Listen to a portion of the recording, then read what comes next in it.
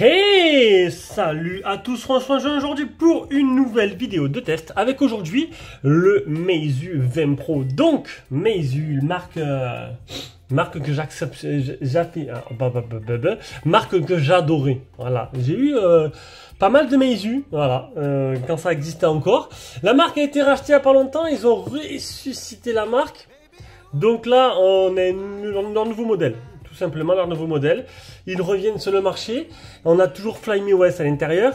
Et c'est vrai que c'était une marque qui était assez avant-gardiste quand elle est sortie, qui étaient des téléphones qui étaient vraiment magnifiques, hein, avec des bords assez fins et très jolis. Bon, après, au bout d'un moment, je pense que les ventes se sont un peu chutées, que Xiaomi est arrivé par là et que du coup, ben voilà quoi. Mais bon. Meizu, j'adorais et du coup je me languissais de faire leur nouveau modèle et c'est parti donc avec le dernier Meizu 20 Pro, leur nouveau haut de gamme et vous allez voir qu'il est plutôt pas mal. Donc c'est un téléphone qui vient de la boutique Trend Shenzhen. Je vous mettrai un lien d'achat en dessous de la description. Alors on va commencer de suite rentrer dans le vif du sujet. C'est un téléphone qui sera 100% compatible. Alors 95% compatible avec le marché français. En gros, au niveau des bandes, la 4G, il manque que la B28, donc c'est que pour Free et utilisé par la B28B, qui est utilisée par Bouygues et Free. Free, c'est une bande assez importante, la B28, par contre Bouygues, c'est pas beaucoup. Voilà, donc du coup, vous inquiétez pas pour la 4G, mis à part si vous avez Free. Après, pour la 5G, il est full 5G. Le téléphone, seulement anglais-chinois. J'y ai mis Mort Local 2. Du coup, j'aurai mes applications qui seront en français. Et ensuite, ben, le truc, c'est qu'il y a vraiment... Alors, il y a des brides de français parce que FlyMeOS, c'était une ROM globale avant. Donc, du coup, ils sont partis sur les mêmes bases. Et du coup, il y a quelques trucs en français, mais c'est limité. On va dire que tu as peut-être 15-20% de français. Le reste, c'est de l'anglais. Moi, ça ne me dérange pas. Je sais que ça va pas plaire à tout le monde. Mais bon, c'est voilà, c'est ma chaîne, c'est ça, c'est moi, donc c'est ce genre de téléphone que je vous présente. Et on commence de suite par les caractéristiques et le design. Alors déjà, avant d'avoir des commentaires qui vont me faire rire, ça c'est Dynamic Spot, c'est moi qui l'ai mis. Oui, parce que c'est un télé, je sais pas, j'aime bien, je l'ai sur mon Oppo. C'est un truc que j'aime bien chez Apple, du coup, Dynamic Spot, qui est plutôt très intéressant comme application, que j'utilise. Ça fait un petit touch design sympathique. J'aime bien, chacun fait ce qu'il veut avec son téléphone et le personnalise comme il veut. Donc, au niveau des caractéristiques, 76,4 sur 164,2 sur 7,8 mm d'épaisseur, très fin. Un des plus fins, si ce n'est le plus fin haut de gamme qui est sorti actuellement avec les derniers processeurs. 209 grammes, c'est assez léger sur la balance. 89% ce que prend l'écran par rapport à la surface de téléphone. Et on peut voir que les bordures sont très fines, sont symétriques. Donc c'est-à-dire qu'on a la même taille de chaque côté. Et franchement, il est plutôt très fin niveau bordure. Le tout, alors le téléphone est en métal, il est certifié IP54, pas de certification IP68. Il existe en plusieurs couleurs, en noir, en or ou en argent. J'arrivais plus à me relire. Alors il y a un truc qui doit me gêner, ça doit être les écritures, parce que du coup voilà, ça doit être ça, c'est la mise au point se fait difficilement. On en était où? On a un écran de type Super AMOLED E6 à l'avant de chez Samsung, un 6,81 pouces. Alors moi je préfère les 6,50. Les 6,70 ça va, 6,7 ça va, 6,80 ça commence à être un peu grand. Alors c'est sûr que j'ai joué à Call of Duty dessus, c'était un régal complet, hein. Mais c'est vrai que bon, dans la poche, au quotidien, c'est quand même un grand téléphone, hein. Donc c'est un écran qui est 2K, qui monte jusqu'à 120 Hz, qui a un rafraîchissement variable de 1 à 120, un écran qui a 1800 CD de pic de luminosité, ce qui est plutôt pas mal, et qui est protégé par un film plus un Gorilla Victus. Donc ça c'est plutôt bien. En dessous, on a quoi? On a un type C, haut-parleur stéréo en haut. Alors c'est en haut et c'est sur la tranche ici, hein. C'est pas en haut sur les côtés comme on peut voir d'habitude. C'est vraiment en haut et sur la tranche. On verra à la fin de ce test un peu ce que ça donne. Alors niveau design, il y en a qui vont dire c'est du Samsung S23. Oui, ça ressemble beaucoup à Samsung S23, surtout pour les appareils photo comme ça. Et c'est un peu un mix entre un iPhone et un Samsung. Voilà, tu prends les deux, tu les mets dans une cocotte et tu as ce téléphone-là. Le tiroir double nano SIM. Côté gauche, je vous l'ai montré, il n'y a rien. Côté droit, bouton power, bouton volume plus moins. Et au-dessus, c'est un port IRC qui fera office de télécommande. Alors le téléphone, il est plutôt magnifique. Il n'est pas du tout incurvé pour ceux qui sont allergiques. C'est un écran plat, très agréable à utiliser. Franchement, très joli. Après, c'est vrai que niveau prise en main, ben, il faut avoir de grandes mains. Et avec la coque, ben, c'est encore pire. C'est sûr que, ben voilà. C'est des grands écrans et c'est pour des gens qui recherchent des gros téléphones peut-être. On va tourner le téléphone, on va la coque arrière. Alors très simple la coque arrière, le logo Meizu. Les triples appareils photo alignés, plus le flash. Simple. Alors il n'y a pas de gros bloc photo, c'est ça qui me plaît. C'est tout aligné. Et ça c'est plutôt pas mal, franchement, ça change. Comparé au X6 là qui avait le gros bloc, je préfère. Au moins c'est bien plat. Donc on a un principal, alors c'est un 50 mégapixels de chez Samsung, c'est le GN5. Pour ceux qui ne savent pas, le GN5 il est sur le S23 Plus et sur le IQ 9 Pro que j'avais eu. Alors oui, c'est pas très récent, mais ça délivrait des photos qui étaient plutôt jolies. Avec une ouverture de 1,88. Après on a quoi? On a un grand angle qui fait en même temps macro, un macro de 1,5 mm. 1,5 cm, excusez-moi. Vous allez voir, le macro, il est plutôt impressionnant. On dirait un macro microscope. Ben, je sais pas. C'est un macro avec un zoom. C'est la première fois que je vois ça. Tu as un macro et tu peux zoomer. Vous allez voir, les photos sont plutôt impressionnantes et parlent d'elles-mêmes.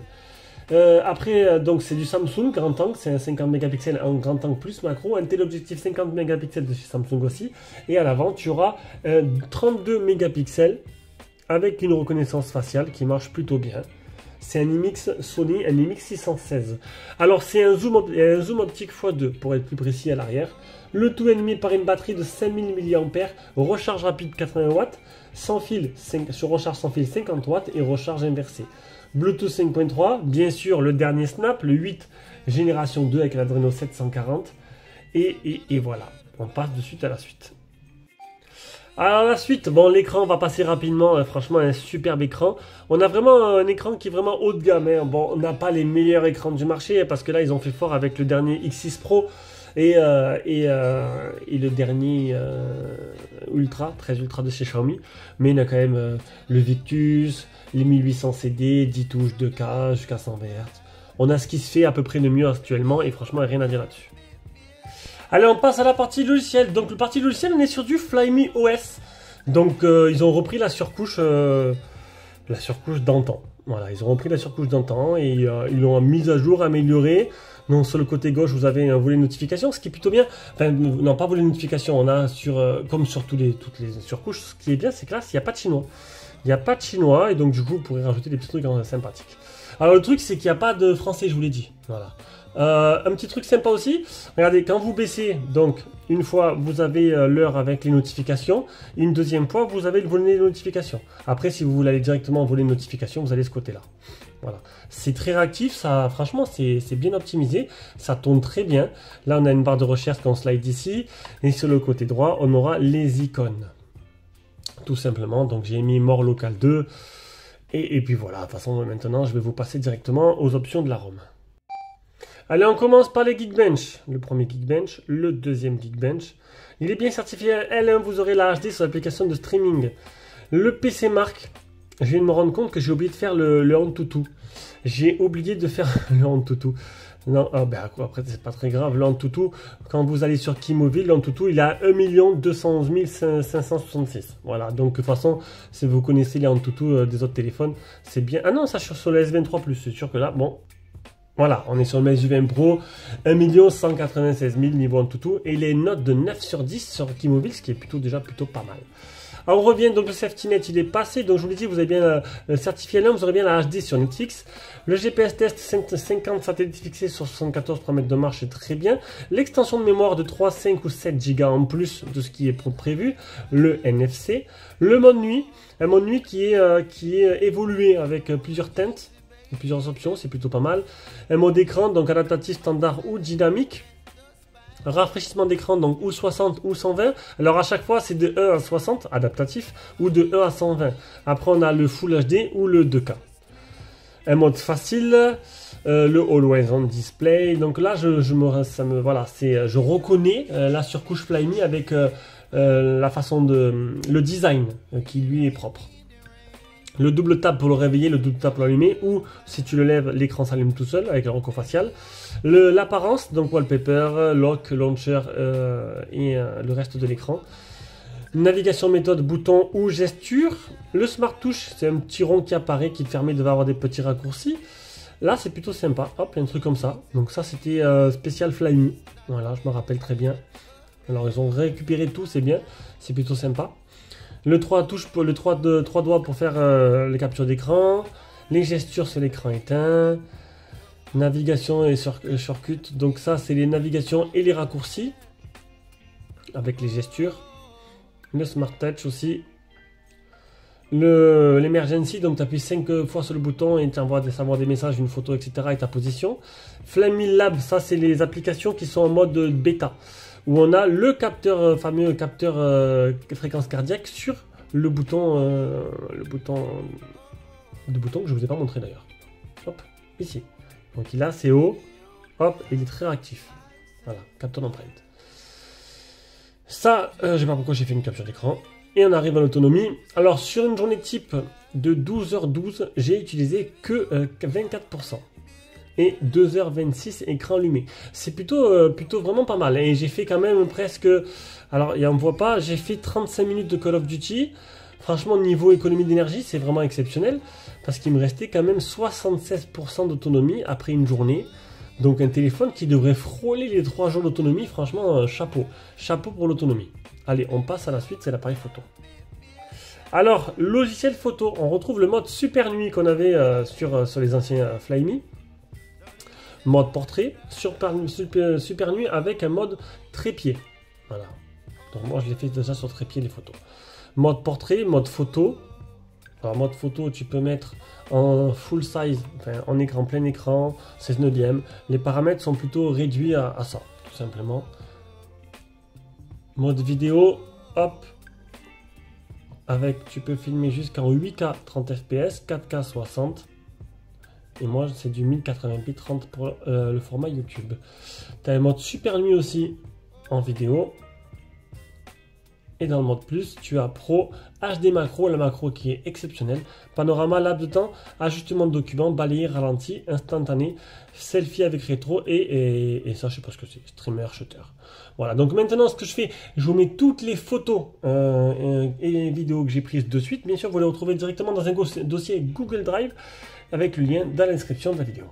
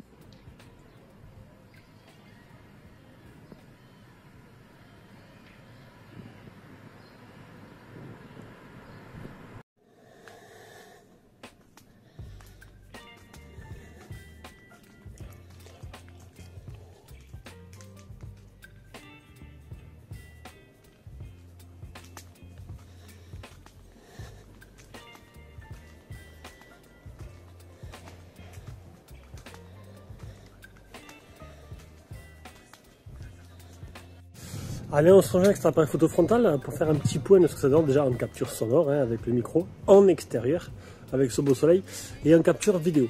Donc du coup en photo, ben, écoutez cet appareil photo GN5 a de très bons résultats. Hein, on l'avait déjà vu sur le S23 Plus et sur mon iQOO 9 Pro que j'avais trouvé fantastique. Les performances de nuit sont fantastiques.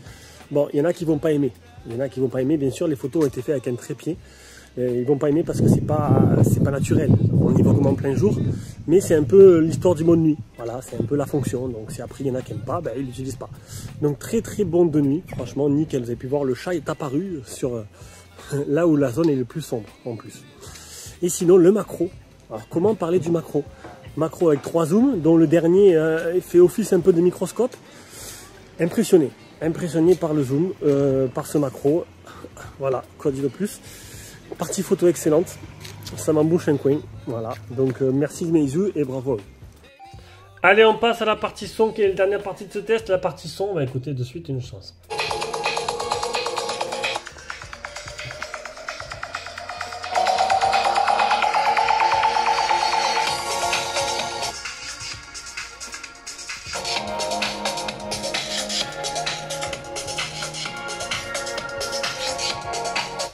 Le son est très bon, comme à chaque fois, il y a vraiment une disparité entre les deux.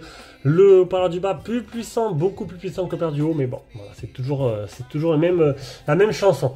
Donc, alors, que penser du retour de Meizu? Je trouve que il est plutôt réussi. Alors, un smartphone avec un design, certes, qui n'est pas original, hein, mais qui est plutôt bien fait, bien fini, bien construit, une surcouche bien optimisée avec pas mal de petites options. Bien sûr, il va manquer le français, c'est un téléphone qui ne sera pas en version globale. Malgré cela, il sera 100% compatible, presque, allez, 100% avec la 4G et la 5G française, donc là-dessus, pas de problème pour l'utiliser. Il y a bien un Play Store et tout. Bon, après, il faut les installer, c'est comme tous les téléphones chinois, le Play Store, il faut l'installer toi-même. J'ai pas rencontré de ralentissement. Niveau photo, c'est plutôt sympa. C'est pas au niveau des meilleurs du moment, je l'accorde, hein, c'est sûr. Mais voilà, c'est pas trop mal. GN5, il fait quand même de belles photos quand même. Hein. Et voilà, dans l'ensemble, bon, après, je le trouvais plutôt bien. Alors, ce qui frappe en premier, c'est ce magnifique écran 6,8 pouces, presque borderless. Ça, c'est vraiment le truc le plus beau du téléphone. Allez, sur ce, je vous laisse. On se rejoint pour une prochaine vidéo. Ciao, ciao.